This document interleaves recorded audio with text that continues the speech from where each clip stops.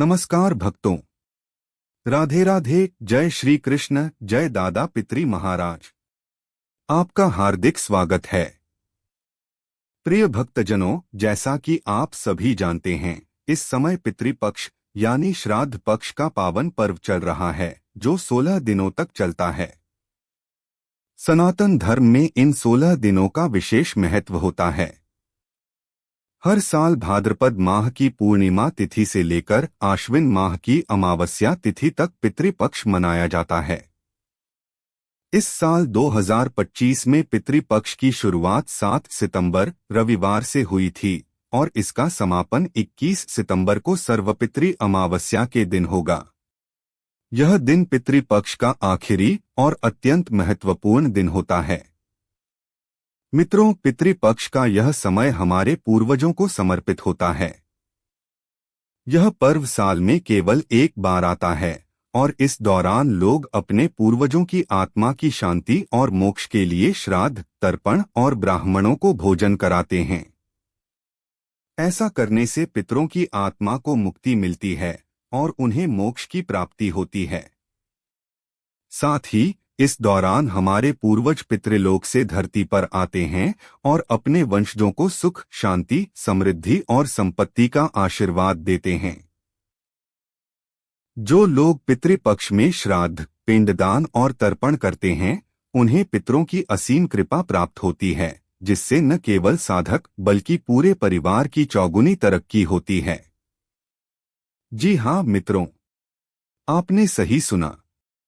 हमारे शास्त्र कहते हैं कि जिस घर में पितरों का सम्मान होता है, उनकी पूजा पाठ और श्राद्ध तर्पण किया जाता है, वहां कभी किसी चीज की कमी नहीं होती।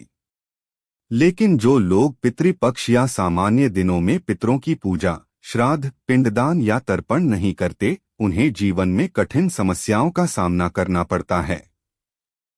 उनका जीवन दुखों से भर जाता है, हर कार्य में असफलता मिलती है और उन्हें व उनकी आने वाली पीढ़ियों को भयंकर पितृदोष का सामना करना पड़ सकता है।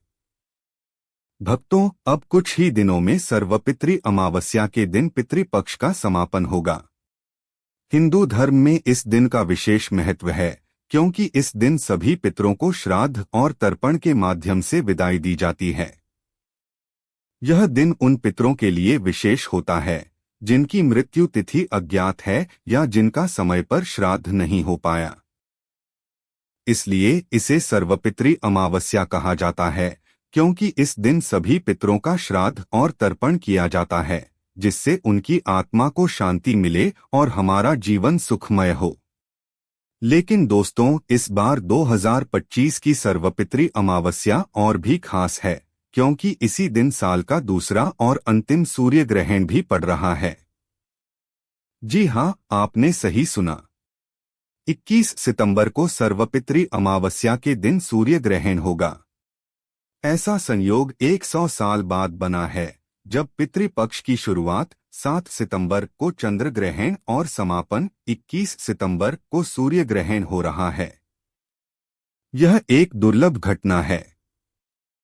अब सवाल उठता है कि सर्वपितृ अमावस्या के दिन श्राद्ध करना शुभ होगा या नहीं, क्योंकि जब तक आप पितरों का श्राद्ध, पिंडदान और तर्पण नहीं करेंगे, तब तक उनकी आत्मा को शांति नहीं मिलेगी और आपको उनका आशीर्वाद नहीं मिलेगा।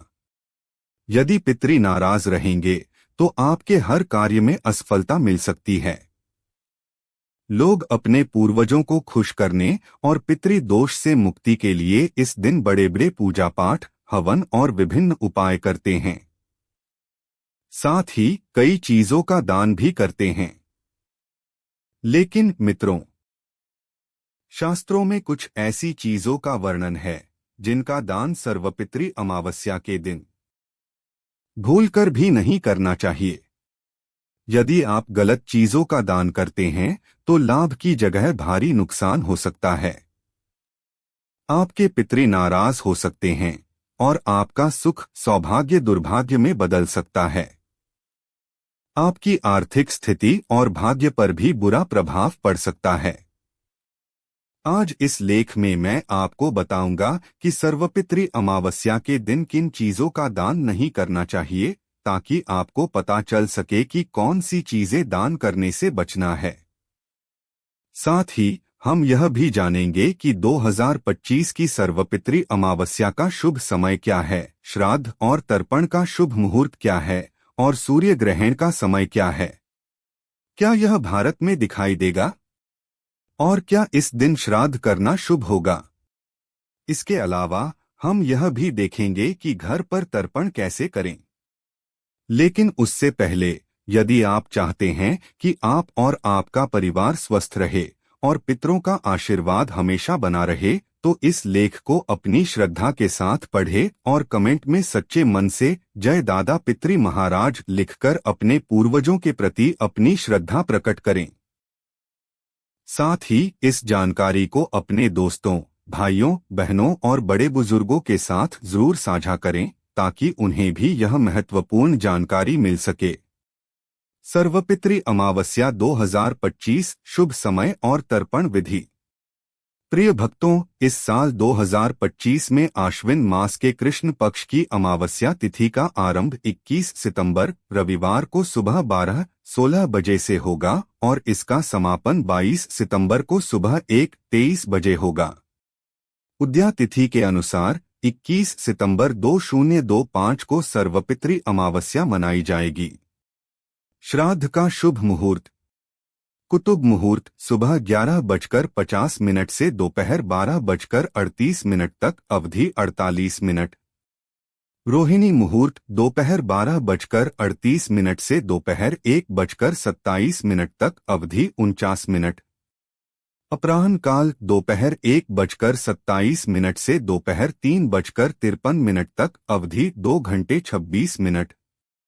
इन शुभ मुहूर्तों में आप अपने पूर्वजों का श्रद्धापूर्वक विधि विधान के साथ श्राद्ध कर सकते हैं और उनकी कृपा प्राप्त कर सकते हैं। शुभ योग। इस साल सर्वपितृ अमावस्या पर 3 शुभ योग बन रहे हैं जो इस दिन के महत्व को और बढ़ाते हैं।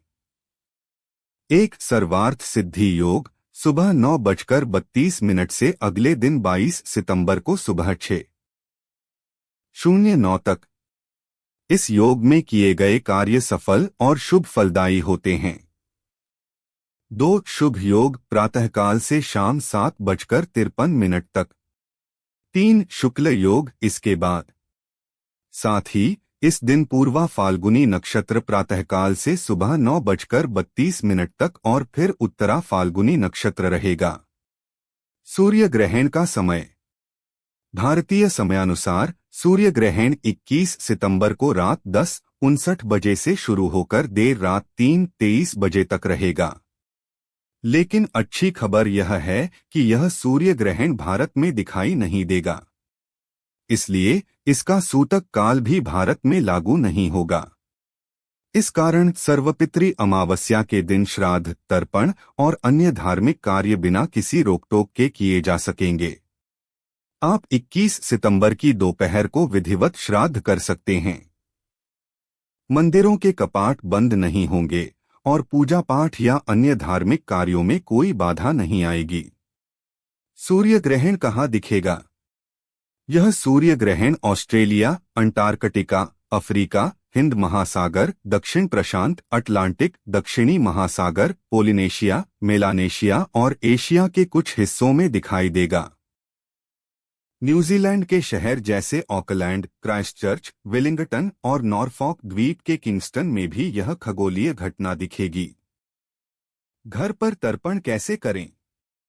सर्वपितृ अमावस्या पर तर्पण करना अत्यंत महत्वपूर्ण है। इसके लिए निम्नलिखित विधि अपनाएं। 1. प्रातःकाल स्नान, सुबह जल्दी उठकर स्नान करें और पूरे दिन का संकल्प लें। 2. स्वच्छ वस्त्र, साफ सुथरे वस्त्र पहनें। 3. सूर्य को अर्घ्य, सूर्य देव को अर्घ्य देकर देवी देवताओं की पूजा विधि विधान से करें। 4. तर्पण की तैयारी, दोपहर 12 बजे के आसपास दक्षिण दिशा की ओर मुख करके घुटनों को जमीन पर टिकाकर बैठें। 5. तर्पण सामग्री, तांबे के लोटे में जौ, तिल, चावल, गाय का कच्चा दूध, सफेद फूल, गंगाजल और पानी मिलाएं। कुशा हाथ में लें और अंगूठे से जल अर्पित करें। इसे 11 बार करें और पितरों का सच्चे मन से ध्यान करें। 6 भोग गाय के गोबर से बने कंडे पर गुड़, घी, खीर, पूरी आदि अर्पित करें। 7 जल अर्पण, जल लेकर अंगूठे से पितरों को अर्पित करें। 8 भोजन का अंश गाय, कुत्ते, कौए, चींटी और देवताओं के लिए भोजन का हिस्सा अलग अलग निकालें। 9 दान और दक्षिणा, अंत में दान करें और जरूरतमंदों को भोजन कराएं। शुद्धता का विशेष ध्यान रखें, वरना परिणाम अशुभ हो सकते हैं। सर्वपितृ अमावस्या पर क्या दान नहीं करना चाहिए? शास्त्रों में कुछ ऐसी चीजों का उल्लेख है जिनका दान इस दिन भूलकर भी नहीं करना चाहिए, वरना पितृ नाराज हो सकते हैं और आपको नुकसान उठाना पड़ सकता है। आइए जानते हैं। 1 लोहे की वस्तुएं। लोहा कठोर और नकारात्मक ऊर्जा से जुड़ा धातु है जो शनि ग्रह से संबंधित माना जाता है। इसका दान करने से पितृ अशांत हो सकते हैं और साधक को अशांति का सामना करना पड़ सकता है। लोहे की चीजें न दान करें और न ही खरीदें। 2 काले रंग के कपड़े। काला रंग शास्त्रों में अशुभ और नकारात्मकता का प्रतीक माना जाता है। यह शनि और तामसिक प्रवृत्ति से जुड़ा है। इस दिन काले कपड़े दान करने से पितरों को शांति नहीं मिलती और साधक पाप का भागी बन सकता है। इसके बजाय सफेद, पीले या हल्के रंग के साफ और नए कपड़े दान करें जो सात्विकता और पवित्रता का प्रतीक हैं। 3 चमड़े की वस्तुएं। चमड़ा अशुद्ध और तामसिक माना जाता है क्योंकि यह पशुओं की खाल से बनता है। चमड़े के बेल्ट, जूते, थैले आदि का दान करना अपवित्र है और पितरों का अपमान माना जाता है। इससे पितृ दोष बढ़ सकता है। 4 नमक। नमक को चंचल और अस्थिरता का प्रतीक माना जाता है। इसका दान करने से पितरों की आत्मा को शांति और स्थिरता नहीं मिलती। इससे परिवार में लड़ाई झगड़े और नकारात्मक ऊर्जा बढ़ सकती है। 5 मसूर दाल। मसूर दाल को तामसिक और अशुभ माना जाता है जो राहु और शनि से संबंधित है।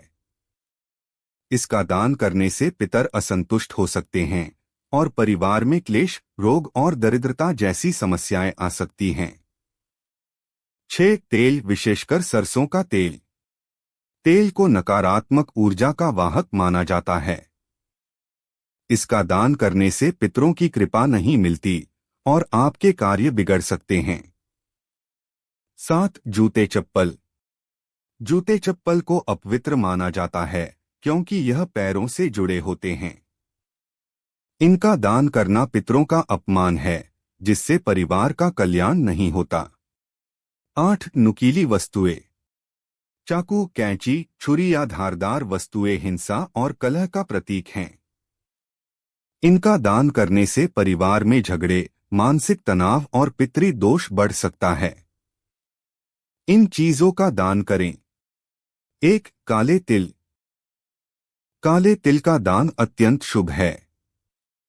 यह शुद्धि और पवित्रता का प्रतीक है।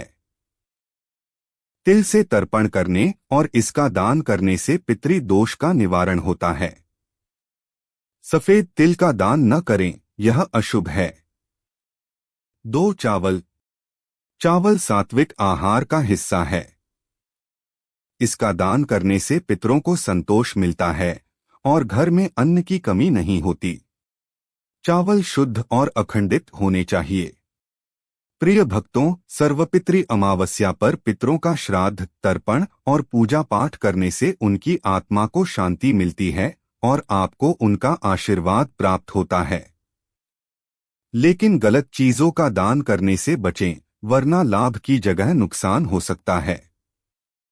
इस साल 2025 में सूर्य ग्रहण के बावजूद भारत में सूतक काल लागू नहीं होगा, इसलिए आप बिना किसी बाधा के श्राद्ध और तर्पण कर सकते हैं। अगर यह जानकारी आपको पसंद आई तो इसे अपने दोस्तों, रिश्तेदारों और परिवारजनों के साथ जरूर साझा करें। कमेंट बॉक्स में जय दादा पितृ महाराज लिखकर अपनी श्रद्धा प्रकट करें। जय श्री कृष्ण।